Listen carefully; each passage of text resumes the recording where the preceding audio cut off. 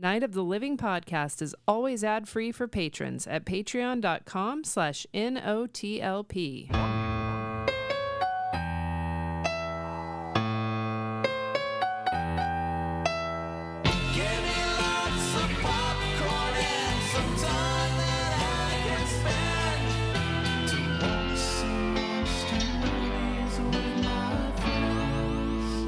Welcome to Night of the Living podcast, where we talk about horror, sci-fi, and dark fantasy stuff. The spooky stuff, mostly. I'm Freddy. That's Amy. That's me. There's Andy. I'm here. We're doing Vincent Price. We're calling it Price-A-Roni because Andy's a genius. Yep. And marketing whiz. Total one Let's wunderkind. put genius in quotation marks. Pun master extraordinaire. So in this theme, we each picked a Vincent Price movie. I wanted to see where he began. I suggested we did The Invisible Man Returns, which turned out there wasn't a lot of him in it, really, you know? His voice was, at least. Yeah, his voice. And then we did The Bat. And again, he's not like super like in a lot of that either. And now we are at the House of Long Shadows that Andy picked, which I think we got a much more satisfying dose of Vincent Price. Yeah. I like the picks, the time, like from the time jumps. Yeah. Like we start in the beginning, the middle, and near the end of his career. Yeah. And then I reached out because we haven't heard from our mailing list winner. I went to Discord instead. And Dustin suggested a movie that I think would be a fun one to close out the month with. And it is streaming. It was. Are you vamping because you don't remember the name of it? I know it's like I don't want to get it wrong. You know, is the thing. It is fun? Tales of Terror. Tales of Terror. Which is an anthology movie. So that'll be next Good week's time. movie. Yeah. Anywho, yeah. We saw a new movie again. Yeah, we went out again. Twice or in a- Andy goes out all the time. Yeah. But you guys went out 2 weeks in a row. I know. Isn't that weird? I leave my house sometimes. Yeah, it was cool. We saw a new movie. We saw Weapons. Yeah. What was the movie we saw before that? Oh, Naked Naked Gun. Gun. That's right. The Naked Gun. It's like you never saw it in the first place. And it's a Go clean re-see slate. it. I'm ready to watch it again. I'd watch either one of these again. Yeah, that's true. I would Weapons too. was really good. Yeah, we don't want to get too much into it, but we are going to talk about it a little bit. So if you don't want to know anything, like 5 minutes or so? Not Fast even that forward. much, probably. Yeah. For the 10 minutes just to be safe. Yeah. But Yeah. when it's not going to be 10 minutes. No, it won't. Yeah. So if you hear us talking about elementary schools or Josh Brolin, that means skip ahead. Yeah. So Josh Brolin is in this movie, Weapons. He is in this movie. I didn't know who was in this movie at all. And I can't remember, what's her name? The star? Julia Garner. Julia Garner. Julia Garner. I had went into trouble this movie retaining names. very unknowledgeable. I mean, you've seen the trailer, right? I think I saw the trailer and I don't think I was that impressed with it. Oh, it's because you don't go to movies, so you, Yeah. you wouldn't have like seen this anywhere else, Right, And you only exactly. watch old shit. The only time Yep. Amy and I really see trailers are if it's just on the homepage of YouTube and it's like big trailer dump from Comic-Con, we might throw that on. When I'm perusing Reddit, sometimes interesting trailers appear that I'll look at. But this wasn't one that I really had on my radar. So when you guys wanted to go see it, I was like, okay. I was excited because of the association with Barbarian, which I really did like impressed me. Barbarian. Yeah. So that's what got my motor running on Weapons. Well, what got me is the premise itself. Right. I thought it was just a really creepy idea. Yeah, going into it, the trailers were really, really good at not giving away too much. And then what it turns out to be was really a nice surprise. I didn't expect it to shift perspectives the way it did. Mm-hmm. And Is that his thing now? Zach Krager's thing? well, he didn't direct this. It's actually I thought he directed it. no, he just produced it and kind Are you of sure? He didn't write it or direct it? Weapons. Yeah. He directed and wrote it.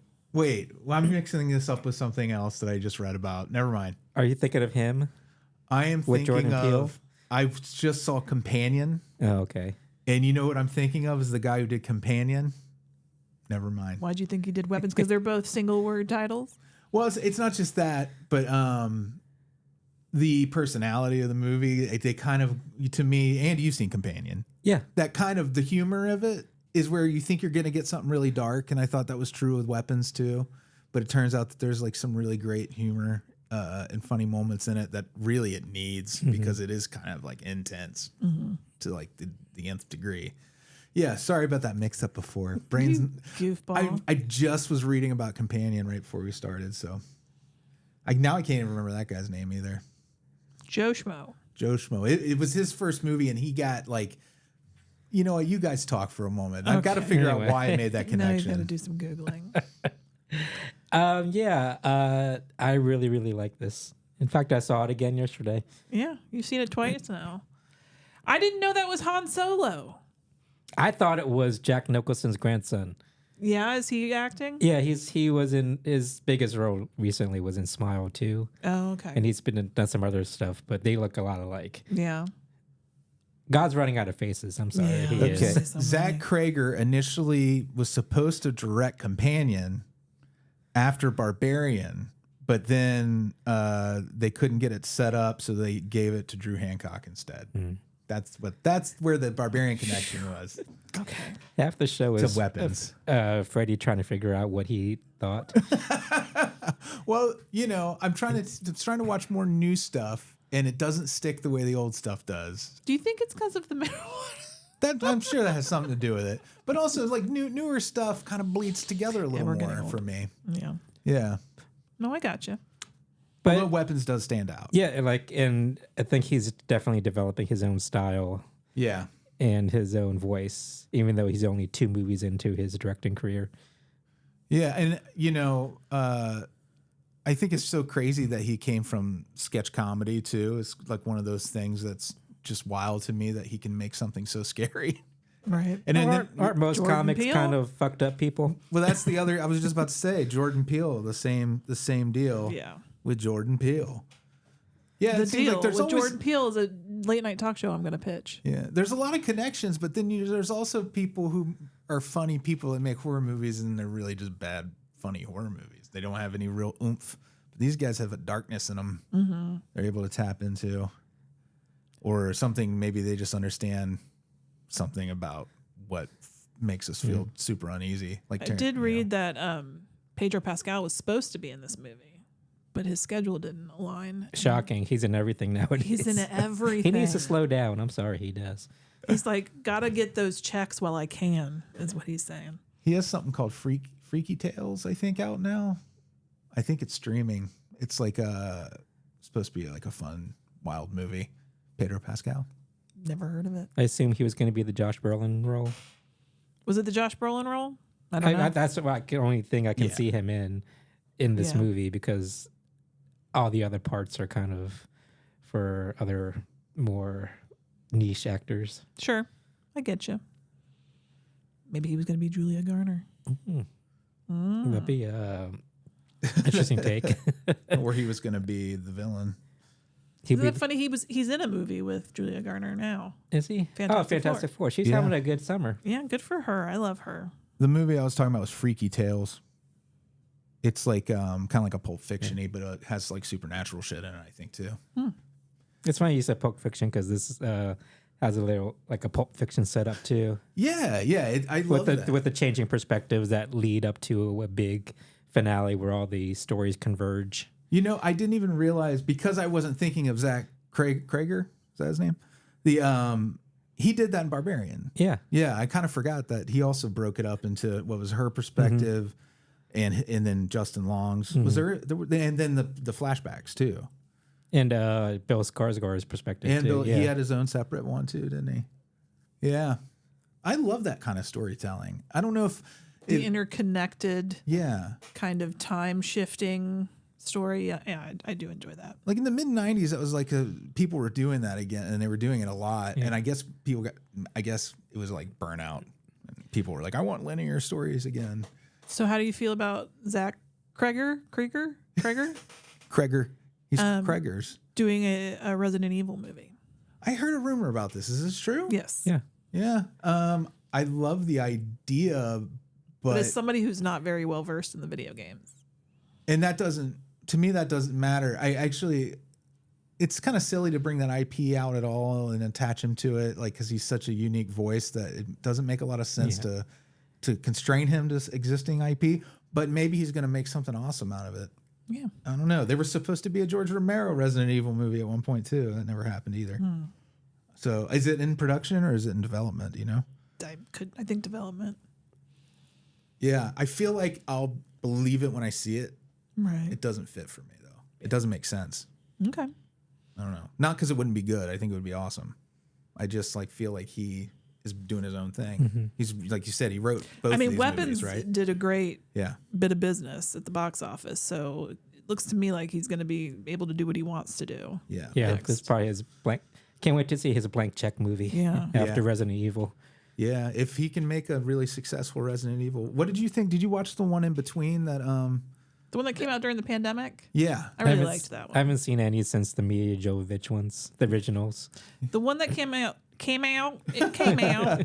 during the pandemic. Was it still have? Did still have Mia Jovovich on it, right? No. No. This is a whole new. okay. They started. They were going to. I don't remember the exact story, but I had a great time, and it's got what's his nuts from Letterkenny in it. Yeah, it's got Welcome to Raccoon City, and I'm not sure which actor you're thinking of from Letterkenny, but Neil McDonough's in it, and it's Johannes Roberts who directed Strangers Pray at Night. Did it, but it's a lot like the game. It's really good. I think we're safe to say, are we out of weapons territory where if somebody's tuning in I back think in? we're okay now. I think you were right on 10 minutes. Go see it Yeah. in the theater. Try to get a full theater because it's fun. Yeah, it was so fun to hear everybody react to the same scenes you were. Yeah. I love horror with a crowd usually. It was like when I saw it yesterday. It was Monday when I saw it, Monday evening, at like a little later showing. It's 8:15. It was still like a pretty packed house. Yeah. crazy. So I think the word of mouth on this movie is kind of insane. Yeah, and I think you're right, Andy. He's going to be the one to watch for a while. One to watch. Hollywood is back. Now that I know it's him, and now that you've made that connection for me, You're such a dork. I totally agree with you 100%. Did you, by the way, you ready for, you gave me the look. Do you want to move on? You ready to move on? Yeah. All right. Turn out lights, it's the main attraction. This week's main attraction is House of the Long Shadows, released April 6, 1984. Did you know this was a canon movie when you picked it? No, it was like Canon just crept back into our lives again. Yeah. It really did. It's a Golden Globus Never let you era. go. Yeah. Canon movie, just like what we were just, What we just did. we were just mired in it.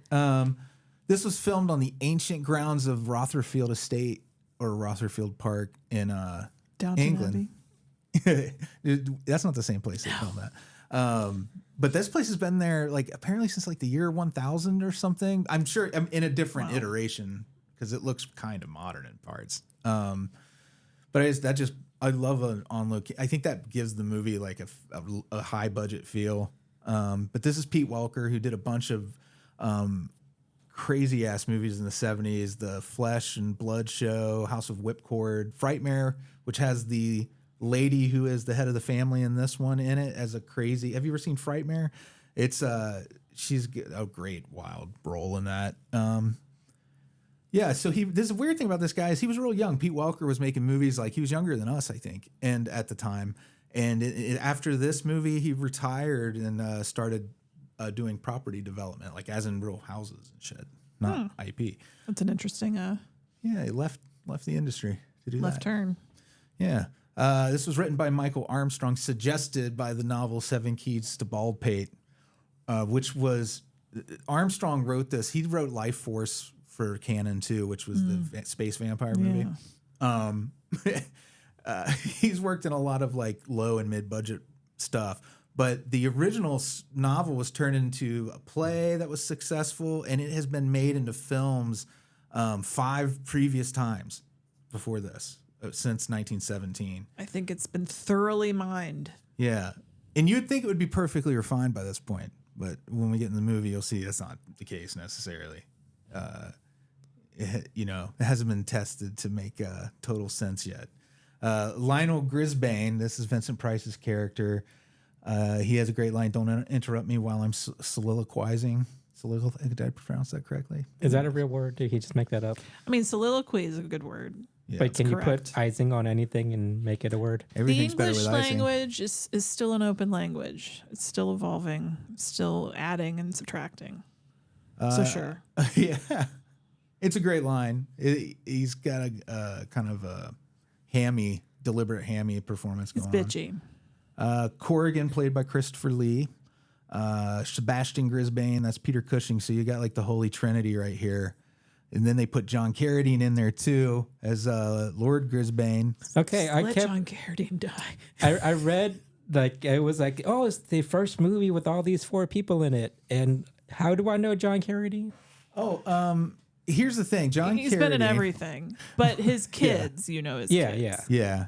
He was in a lot of 60s and 70s horror films Okay. and stuff. And he even was in, I think, some Universal monster movies, I think. Like I'm sure I've seen his movies, and I'm If you watch the trash that I watch, then yes. we see but- John Carradine like once a week. He's in a I lot of riff I tracks just movies. know like those 3 a lot more.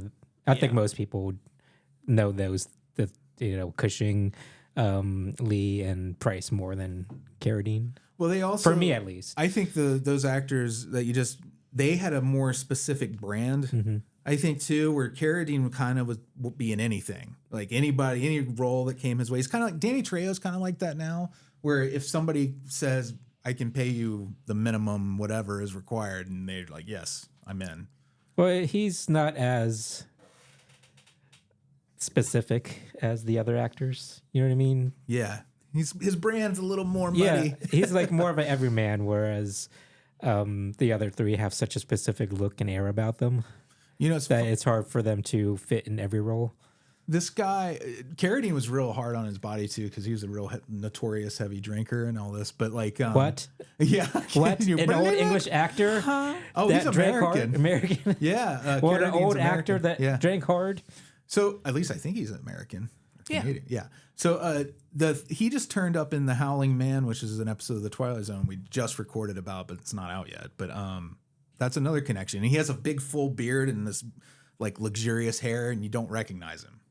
But good actor though. Victoria Sheila Keith, that's the one I said was in Frightmare. She's kind of like, she's been called like the female Boris Karloff because she's been in so many horror movies. And she's a good actor. She's really, I mean, when you watch this, you can see she's got a vibe. She's very strange. She was in Dr. Terrible's House of Horrible and now the Fearing episode. If you've never seen that, it's like The Naked Gun, but for Hammer horror. It's so freaking great. So a little self-referential stuff in there. Mary Norton, the Sam's secretary. That's Julie Peasgood. How British- good? I want to ask. British names are so funny sometimes. Absolutely. When it's Peasgood. What's a better name, that Peas Good or Imogen Poots? Oh, Imogen Imogen Poots. when we talk about later on what we've been watching, we just had what was her name? Poopy, the Phyllis Poopin' Diller, Platts. Poopin' Platts, Phyllis Diller character in a movie we watched named Poopin' Platts. Mary Norton, played by Julie Peasgood, she was known as an author of erotic fiction. In fact, she won Best Erotic Writer of 2007 at the Good for Scarlet her. Awards. Did she incorporate some golden showers into her works? Peaswell. Sam Allison, this is McGee's publisher. Now, McGee, I hadn't mentioned yet. This is like I don't one think of he these needs to be things mentioned. He was very bland. really bland. Desi Arnaz. Desi Arnaz Jr. And in the print on the poster says Desi Arnaz real big, and then the little tiny junior. A tiny junior. In the opening credits, it's just Desi Arnaz. So I was expecting Desi Arnaz. Yeah. I did not expect Junior. So we're about halfway through the movie, and I'm like, who's Yeah. Desi Arnaz play? And Freddy's like, the guy you've been watching this whole time. Well, didn't you feel like he's like, oh man, he's like a Steve Guttenberg is what they wanted, maybe? Oh, yes. Yes. That's the kind of type. But Steve Guttenberg has a lot more personality and charisma than this guy. Yeah. I know like the Better role hair. didn't really call for a lot, but this guy is like oatmeal. Yeah. I mean, anything. It serves its purpose, but Yeah. he's forgettable. Yeah. Like the movie would have been way better with Steve Guttenberg in the role, right? Or someone like that. Yes. Yeah. Like he doesn't have that certain something that the Goots has. The Goots. He's a kind of successful novelist, the Yes. character, Kenneth McGee. He's very arrogant. McGee's publishers is Richard Allison's the Actor? well, actually, that can't be right because Sam Allison is the role. I probably wrote the wrong thing down. Regardless, this guy, his breakthrough role was in The Hasty Heart. If that means anything, he got an Means Oscar nothing. nom for it. I had never heard of the movie before. He was in a lot of leads, and if his last name is really Allison, I will eat my hat. There's no way the character and the actor have the same last name. What a mess. Diana. People come to us for facts. I know. So you'll have to go out and find that information yourself. Diana is they're kind of like a Rocky Horror couple that show up in their capacity, Diana and Andrew. And Diana was on the Benny Hill show. She was one of Benny's angels. They did the little singing and dancing behind Benny Hill. And Andrew. You know Benny Hill? You know Benny Hill. Your favorite? Benny Hill? We're the last Benny Hill generation. Yeah. We might be. There's so much pop culture that's dying with ours. So much. Is it worth saving Benny Hill? I wonder. I haven't seen it in so long. We watched it almost every night. It was on with MASH, right? Like I think it came on before MASH. But I don't know. Is there anything? It's just him running around to goofy With music half half-naked the women. time, right? Yeah. But she's actually pretty good in this. I think brings us some light levity and a sassy attitude. Every movie needs a bitch. Yeah. And I think it helps. It works. It gets the cobwebs out and gets the thing moving when those two show up. But yeah, so the guy who played Andrew, Richard Hunter, he didn't have much of a career at all, but he was in The Elephant Man. Okay. Should be proud of that. This is the final film in which Christopher Lee and Peter Cushing appear together. Oh. It's the only film where Vincent Price, Lee, Cushing, and Carradine all appear. And in parts of the movie, John Carradine is actually asleep. Yeah. So keep your eyes peeled for that. But that was fine because that's sort of the character, right? Yeah. Kind of It fits. out of it. It ran out a movie in like 3 days or something on their budget. So I guess they scrambled and made it work. So the movie is basically, dude is an arrogant writer, and he's like, I could write Wuthering Heights in 24 hours, please. That's so easy. Bet me $20,000, and him and his publisher bet on it. But he needs atmosphere to write this Wuthering Heights, this next Wuthering Heights. So he's like, get me somewhere to stay. He's in England. That will give me the appropriate atmosphere. That is $66,000 in today's money. Wow. That's a lot of fucking money On a bet. on a bet. So they find Baldpate Manor, which is not, it's Welsh. So, it's got a lot of consonants and not a lot of vowels. If you sound it out by like the letters, it'd be Ballypeter or something. Something like that. Ballypadre. It's one of those weird ones. Yeah. Like, I can't pronounce any A lot of of them. consonants are next to each other. Richard Todd was that actor's name, not Richard Allison. Thank I you. had to know. I had to look. All right. We're all, phew, thank God. We can complete our novels that we were writing about this. I don't know. What I'm saying. Right. So he goes to the manor, and then wackiness ensues. I thought this movie I enjoyed myself. I liked it a lot, but except for the first act. Yeah. It took Yeah. a lot. It took a while to get where it's going, but once you have everybody in the cast together, that's Yeah. when it really takes off. That's when the magic happens. Because we're following this bland ass dude for With bad hair. for the first act, and he's carrying the movie by himself, while all the other actors, they slowly come into the story one by one.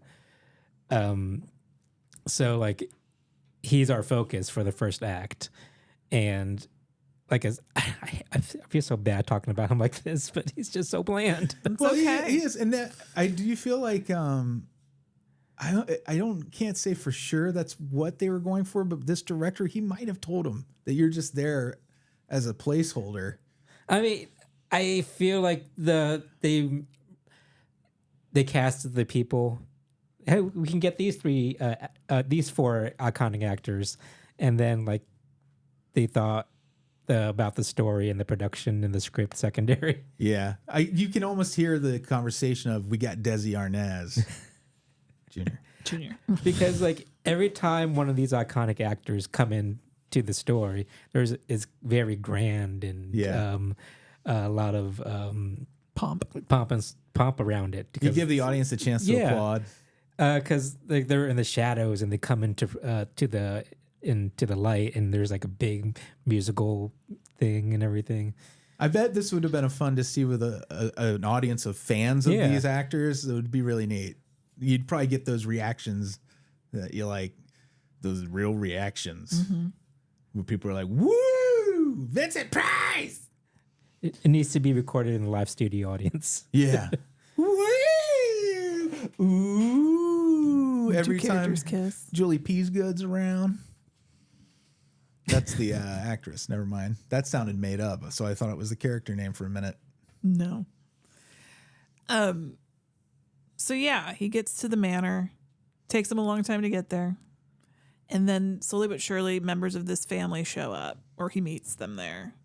And they're the Grisbanes. And they're there for a reunion of sorts. They used to live here. Rusty Grisbane.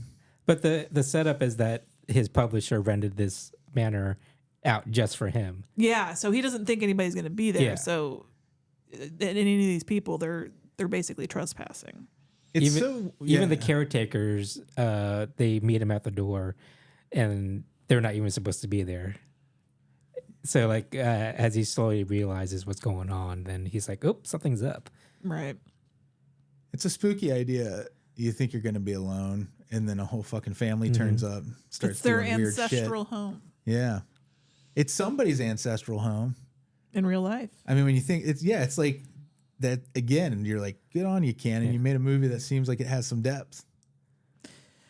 What is hot punch? Have you ever had hot punch? She's serving them hot punch.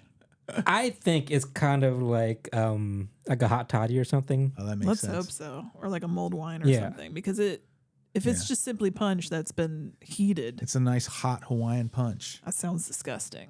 It feels like a gag that she keeps offering people the punch, or you expect it to be poisoned. It probably is. She should have been like hula hula hula hula, and then punch him. Remember that old joke, Hawaiian How punch? about a nice Hawaiian punch? That's so stupid. Like a Hertz donut? Did you guys ever do that when you were kids? No. Yeah. Oh, okay. Now, Amy said she never happened. We did not do that. We went to the same elementary school, Andy. That's why. I love how all these like little kid things are so regional, I guess. Yeah. The different brand of torture. I thought Vincent Price got the best entrance because, as each member of the family comes in, they have this grand entrance. But Vincent Price with his red bow tie, really, Yeah. he sold it. He was sassy. That would be. There's one thing I need to mention. What's his name? Michael. Yeah. He gets there, and he's in his room, but he slowly realizes, and nobody's supposed to have been here for a while. Mm-hmm. And he's slowly looking around the room. Kenneth, sorry, not Michael. Kenneth. And he's slowly looking around the room, and it's like there's no dust. In the bin, Clean linens. the clean linens, and the basin and pitcher, old timey thing. Full of clean water. It's full of water still, but he puts his hand in it. Oh! And then licks his hand. Yeah. That was so weird. He licked his It palm. was weird. He didn't need to do that. No. Just did he need to confirm that it was new water? It Can would've you been taste fine new water? That's If not he how had- you should confirm it. Not by Exactly. tasting If he it. had dipped his finger in maybe and sucked on his finger a little, but licking his palm was so fucking strange. Yeah. I don't know. I- fucking weirdo. That just really stuck out to me because it was so gross. Yeah. It reminds me of a true story from my own life where a friend of mine sneezed on his hand. No, we don't tell Yeah. that story. That's disgusting. It was real gross. And so we keep that to ourselves. It made me gag in the this moment. house. But unidentified liquids. Don't bring it back. Don't taste that at all. Just maybe smell it or waft it toward your nose if you're trying to get a scent. Yeah. Or at most, put your finger in it and to feel the temperature, and then wipe your hand. Okay. Don't lick your hand after putting it in strange water. They don't have running water. Do they? I don't think they had it like running water, right? Was that part of it too? Like, so I don't think that was part of it. That's like the catch-22 when you have to wash your hands. You have to use that water. You don't have like another option. It's your water. It's your water. You're fucked. Yeah. Yeah. So you have Vincent Price and Peter Cushing, and they're brothers. And Peter Cushing, what is he doing? He was doing He had a speech impediment or something. He was doing either a speech impediment or he was trying to do an accent. He was trying to do something. Whatever it was, I thought it was adorable. Me too. It was adorable, but it was a little messy. I think he was supposed to be like just meek. Yeah. Yeah, but he definitely had like not a lisp, but the way he pronounced words that was different than he normally does. You know what? Didn't register with me. It didn't register with you? Not like the lispy part of it. Oh, it bothered. No, it was all instead of R's, it was W's. Yeah, he said twooth. That's an Awistaquatic accent. Oh, it is. Yeah. That's really? Kiwa Simmons. Kiwa Simmons from NBC. Oh, look how fancy Freddy is. He knows about aristocratic accents. I don't know why it's that way, but I've heard it's due to inbreeding. Amy, you and I are just a bunch of rubes, apparently. Fucking plebes. Aristocratic. They do the R's and W's, but it can also be here. It's a speech impediment in the U.S. It's like Barbara Wawa. Yeah, Baba Wawa. And the truth of it is, she might have had it for aristocratic reasons too. Who knows? Barbara Wawa seemed pretty important. One of the reasons that they're returning to the house is because they actually have another brother named Roderick, who they nailed shut in a room and locked him up forever because he's crazy. About Roderick. It's so clearly a House of Usher kind of thing going on. Ursher. Ursher? He's yeah. It's almost like a VC Andrews. You know what I mean? Well, yeah, that too. But so they go to the room where Roderick's supposed to be locked up. Yeah. And it's completely covered in dust. Nobody has passed this threshold at all. And they go inside and he's gone. But like, how is he supposed to eat and stuff? He must have been taking care of himself. Never mind. She says she shoved there was like a slot underneath the door that she said she slid food under. At first I was like, this is way too dusty. He's supposed to eat and drink. How'd she get him water through that little slot? They didn't think about this. Well, that's what I was saying. I think he was kind of taking care of himself mostly. Like, I don't think he was like so messed up that he couldn't take care of himself, but like, you don't really know. And also, like, they don't remember really what their brother looks like. It's been so long since they've seen him. That's fucked up. It's been decades. Yeah. That he's been locked up. And his painting is missing from the wall too. Yeah. So they can't even look at a painting of him to remember what he looked like. Dun, dun, dun. Exactly. Christopher Lee shows up and he's a developer he's bought the land and he's going to demolish the house and sell it to, industrial concerns. And so everybody's all upset about it. Yeah. So there's that friction. Like, we're going to lose our home. Our brother Roderick, we locked up. Should we let him out? There's lots of things happening. And then this dude's just trying to write Wuthering Heights. That's all he's trying to do. With his bad mullet hair. Christopher Lee. And his lack of charisma. I just had a moment. His character's name was Corrigan, and I just imagined him singing for Smashing Pumpkins, and it was real weird. Yeah. I mean, he has albums, by the way, Christopher Lee. Metal. Mm-hmm. But the story is that Roderick did some horrible crime. Yeah. He killed his pregnant girlfriend when he was 14. And I guess the tradition of his family is to be their own judge, juries, and executioners. Keep it in the family. Yeah. So they just lock him up in this room for 40 years. And I guess the deal was that they were going to meet 40 years later and let him out. Was that the idea that Vincent Price doesn't want to let him out. Right. He says he's too evil. Yeah, but this, like you're saying, Andy, it's almost like a prison term, Yeah. right? Where they just agreed in advance this was going to happen. That's their law. The Grisbane law. Brisbane law. Yeah, so they realize he's gone, but they think they've found his dead body because a body falls out of the ceiling that has been hanged. You remind me a lot of the Haunted Mansion opening show. Yes. As always, my way. And the room I thought was very inappropriate for a 14-year-old. What do you mean? There's still a rocking horse and like babyish. dolls. Was he only supposed to be 14 when they locked him up? That Yeah. was it. And so he's 54 now. Yeah. Just hanging out in there with his ARP So they're card. like, oh no, he's gone. Rocking horse. Who dies first? Who? When He's on first. The traveling couple comes. Yeah, she gets acid thrown in her face, right? No, Yeah. it's in the basin. Yeah. And she washes yeah, her that's face right. with, yeah. It was in the basin. That's why he tasted it. That's why that scene's there, Andy. You just solved the mystery. He's like, this is not acid. And then it was acid And it was later. for her, it was acid. He should have known at that point that this was Does he spoiler think- alert. Does he not think real. all liquids are acid? He always checks, just in case. He gets horrible indigestion. The piano wire? Yeah. What No, was, the doesn't the sister die first?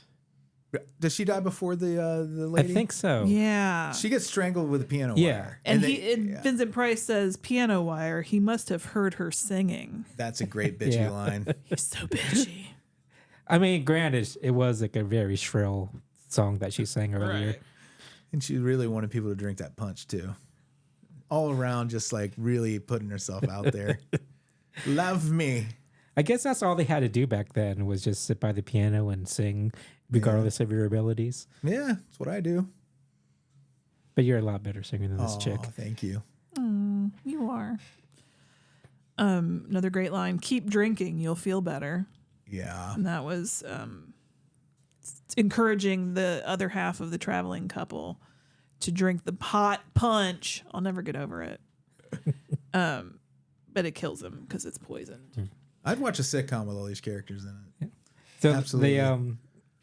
the traveling couple, they're bickering, they hate each other. Like it's like War of the Roses or Yeah. something. Yeah. So at one point, Oh, yeah. the girl is like talking about her husband, how he's a suffering artist, and he's like, he's creating art while we suffer. That was another great line, I thought. He hauls off and hits her. Yeah, he does. What she's like flirting with shocking. Christopher Lee's character, like, oh, you're rich and successful, you're an art collector, and she's kind of like cucking Oh, yeah. the husband in front of everybody, and they go outside and have an argument, and she was like, you never satisfied me or something like that. He hauls off. You know, And he starts to punch her right in the face. Yeah. those moments, right? Like, you know, we're going to spoil this, but I'm going to spoil the big thing now, Yes. if that's okay, just to make this point.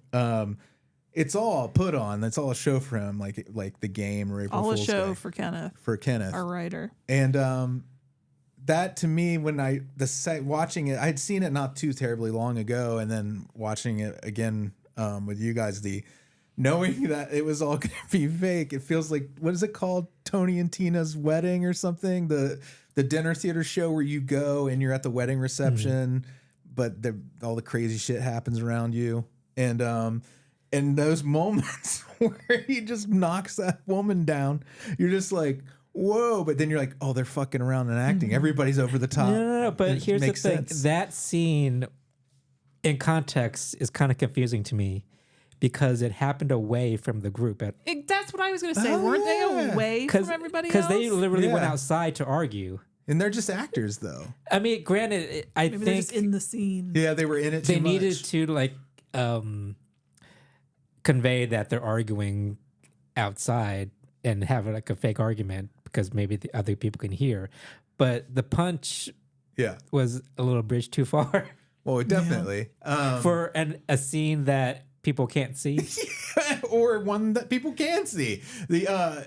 Yeah, I wonder now. I want to go back and see if there's a reason that should even be there. And there were other scenes where that played out away from Kenneth Yeah. that they didn't need to act out, like the Murder. punch Yeah. from the couple. Right. Because later on, they go to this secret tunnel passageway, and Kenneth goes away from Peter Cushing and Mary, and Mary and Peter Cushing have their own little scene away from Kenneth, but Kenneth is not seeing this at all. Yeah, you're right. Yeah. So that makes me There's also a couple of moments where that happens. the play or book this is based on. And that's what I was saying about. Even though this is the 6th time it's been made in a movie, there's shit they haven't refined like that. Like there's things like why is that there? I mean, it's for our benefit to just entertainment. To make it seem real and to make the big reveal seem more like whoa. But it does cheat you out of the reveal. Well, there's a couple of things going on. So you have your first reveal, which is that Corrigan is actually Roderick. That Christopher Lee the whole time was the missing brother, the evil brother, and he's been killing everybody. Then you have the reveal of never mind. This was all a put on. It was the publisher wanting to win the bet and scare off the writer, so he didn't write Wuthering Heights. And then it goes wild things with a third twist. And then there's the third twist. No, was it to make sure he doesn't win the bet or to inspire him? Oh, I don't know. Either or. Okay. I don't remember that one exactly. He could have had No, a I wholesome- think because at the end of the first reveal, the second reveal that they're all actors. They have this big party, and the publisher's there too. And and I think they're talking about how he needs inspiration. And you know what's funny though? Even that's not real. Because then the third twist That's the problem. is that this was all what he was writing. Yeah. So it doesn't even matter. So none of it mattered.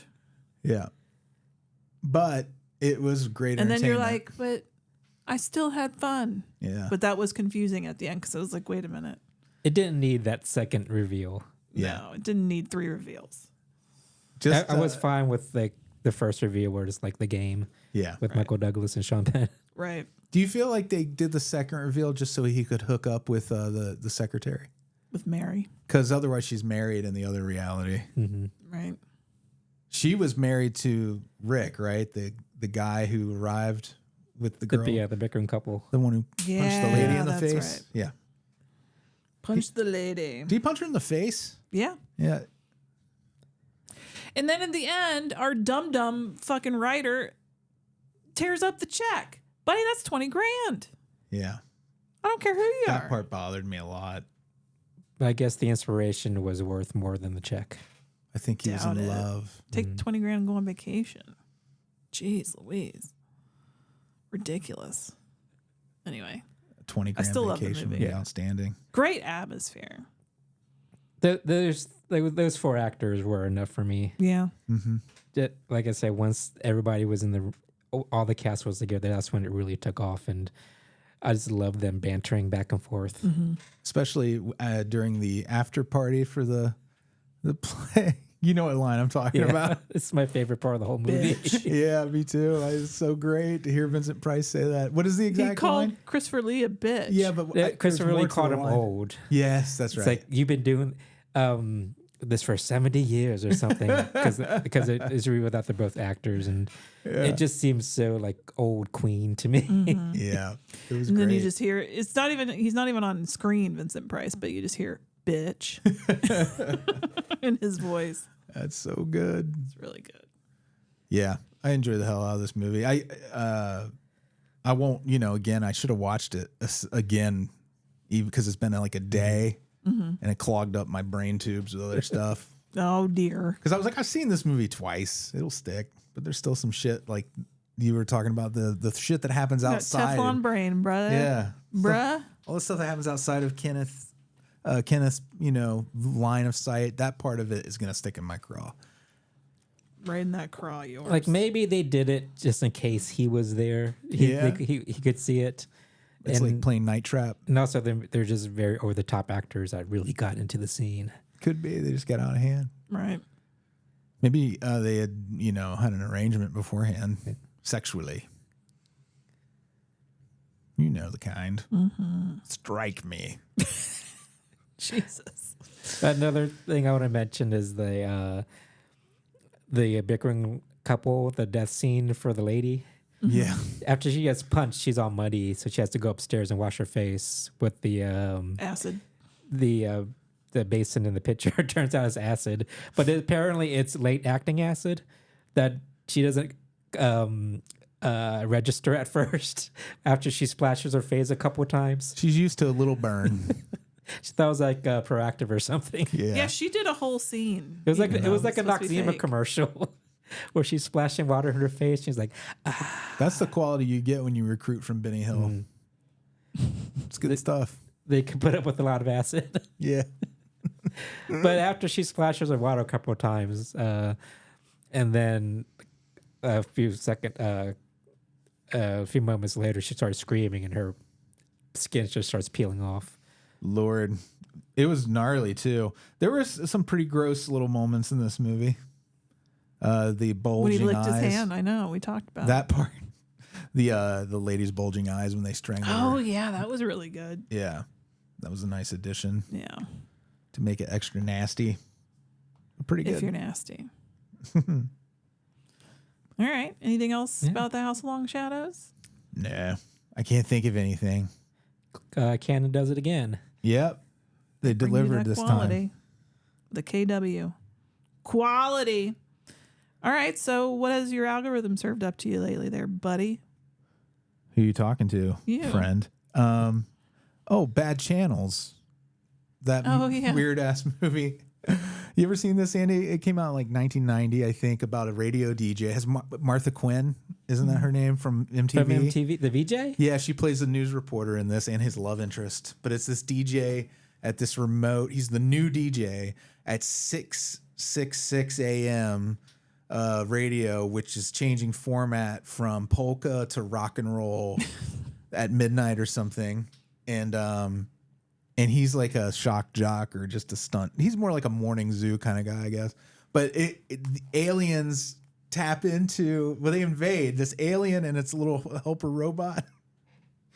Invade the radio station and take it over, and they start sucking women into these tubes. They shrink them down, they pull them through the radio and store them in these like cathode tubes. If you listen to it, you get sucked through the airwaves. Yeah, airwaves. well, if you start dancing, because what will happen is if you get into the music too much, you go into a music video. Music video will happen around you in your mind. In your mind. So you do a music video, you live this music video, but then you end up in a tube. Are they feeding on your essence? Like, is it kind of Killer Clowns? It is like Killer Clowns in a lot of ways, but they're not feeding on them. I think they want the women for breeding or something. Something like that. Even though they're in tiny tubes, do they get when they need to be bred?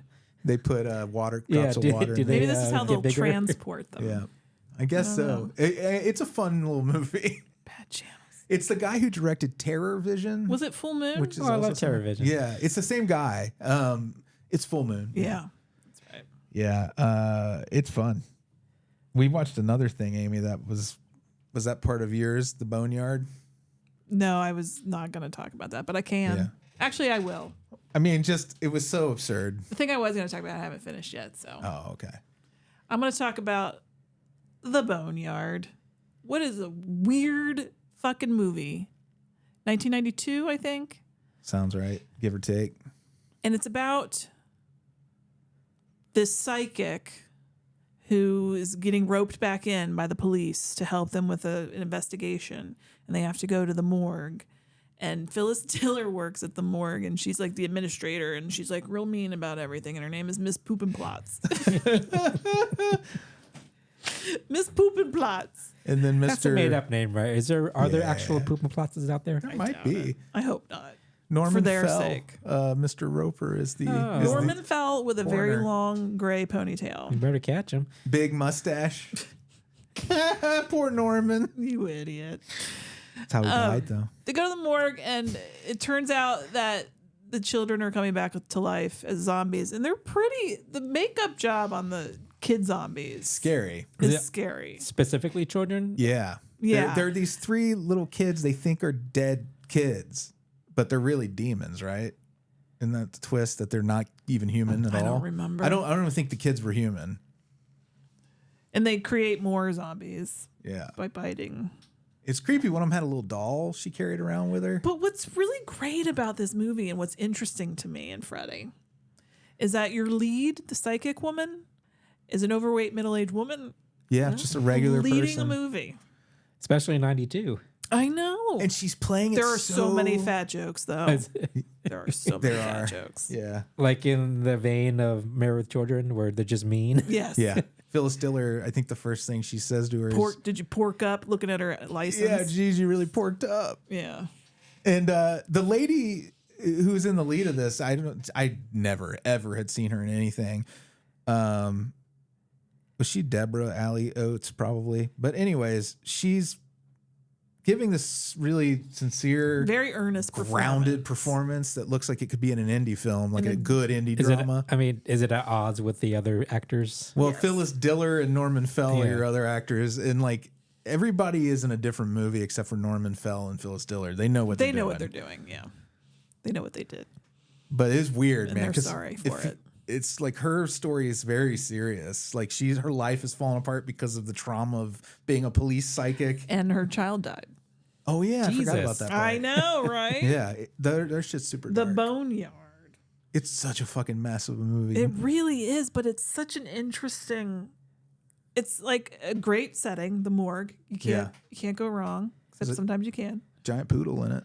It's a giant poodle, great puppet. There's a giant undead Phyllis Diller puppet thing. It looks like something out of a Peter Jackson movie. Yeah, and that was kind of freaky. Yeah, it But was very pretty funny great. too. I don't know. It brought a little joy into my life. It was real bad too. Don't get me wrong. It was real bad, No, it's good bad. but It it's was good, good bad. bad. Perfect party. We haven't gotten together and just had a party movie. Don't let me forget to make everybody watch it for our Halloween 30 for 30. Oh, that's 31 perfect for for 31. that. I mean, It's a mess, but it's fun the as Halloween shit. League. Yes. All right. So that's what I watched. Okay. So And- is it my turn? Okay. Mm-hmm. Have you guys heard about the 2005 Ice Cube War of the Worlds? Oh, Oh, did the you new one? watch the Yeah. War of the Worlds, the new one? Okay, here's what I think it is. Okay. It's a marketing thing to make you watch this Right. because it's basically a giant ad for Amazon. So you think they're deliberately made they're a bad courting movie? Yes. 0% In on my- Rotten Tomatoes. After seeing this, it's a whole stunt. Yeah. That they deliberately made a bad movie and they put out marketing that said, "Oh my God, this is the new worst movie ever," to get people to watch it. So Did it you work on regret watching it then? Yes, because it just felt icky. Yeah. There is so much corporate marketing in this. In the movie Yeah. itself?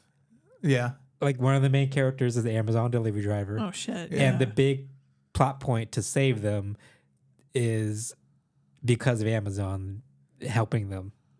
They needed the Amazon drone to Yeah. drop off this very Oh my important piece God. of stuff. So Amazon saved the world.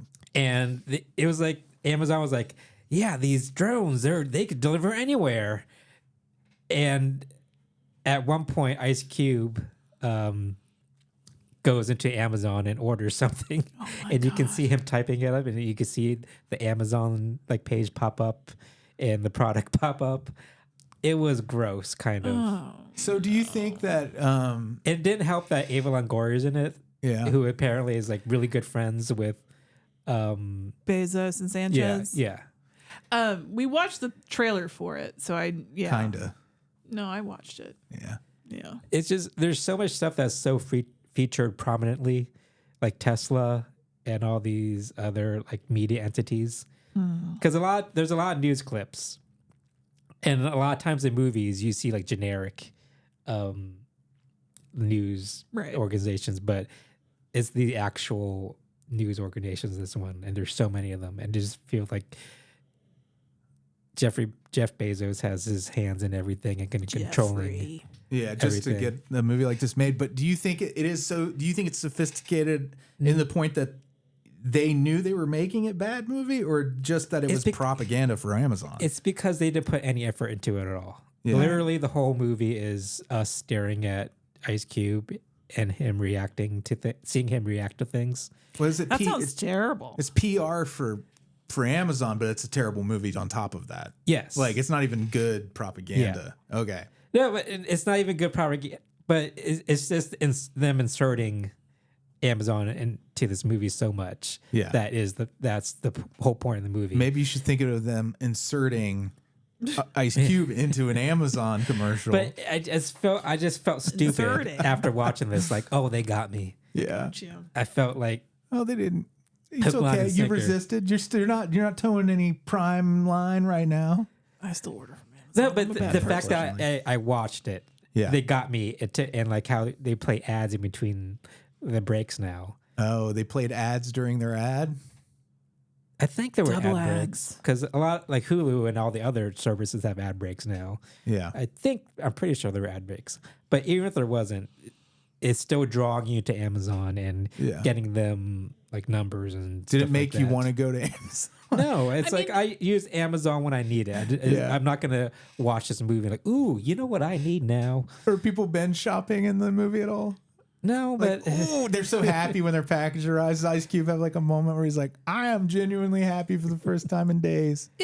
And I think you're probably right, but if they were like, well, shit, we got a shitty movie on our hands, let's lean in and like egg it on. Sharknado the thing. And like really make people go, wow, can it be that bad? And then get people to watch it. That's smart. I don't know.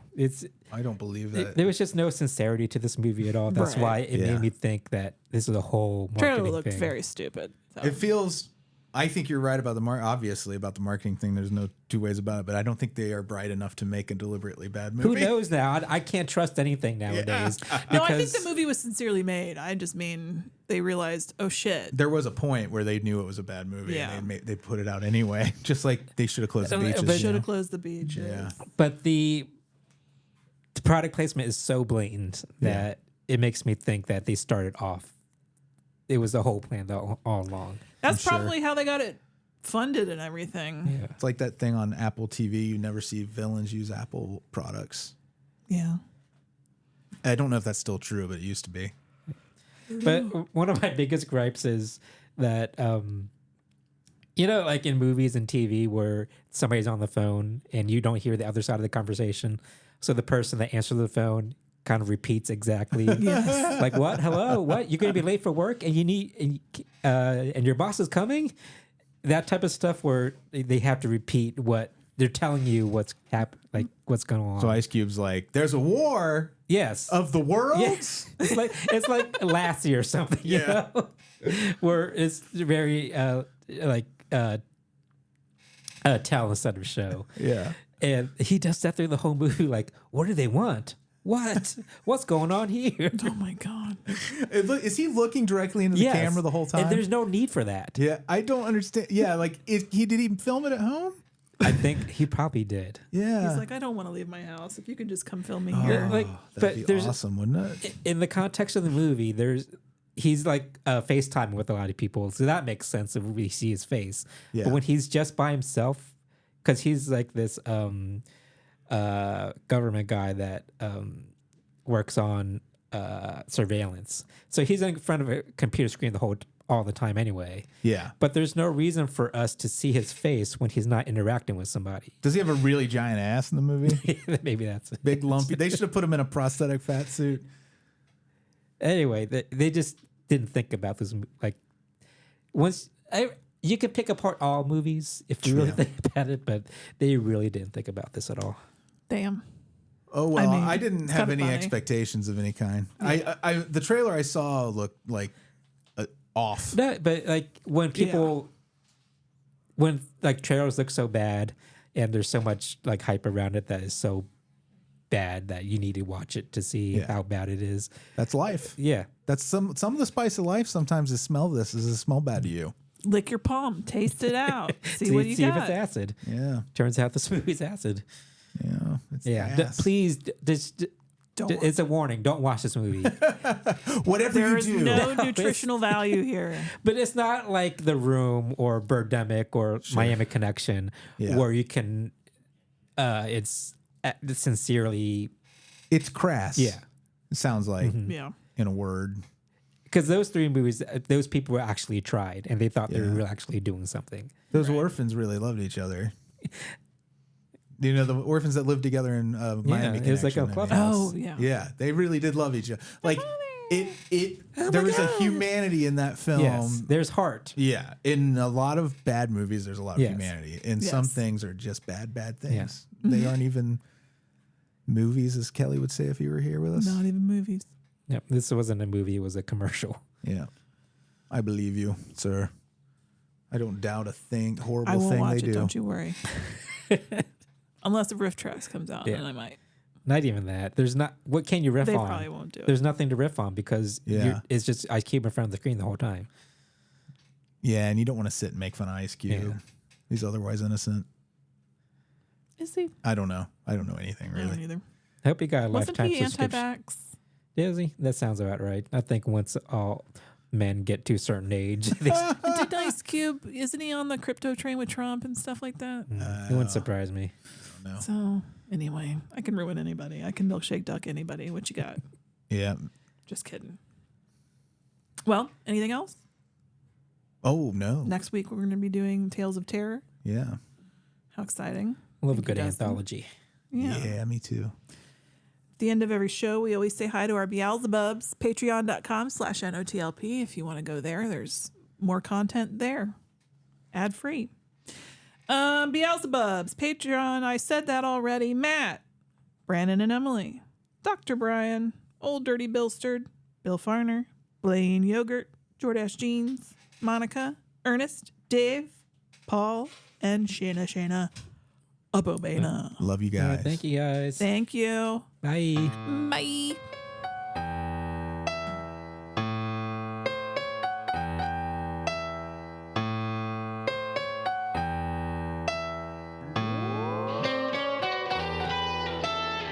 Frankenstein was wondering if he should go to bed when his old bud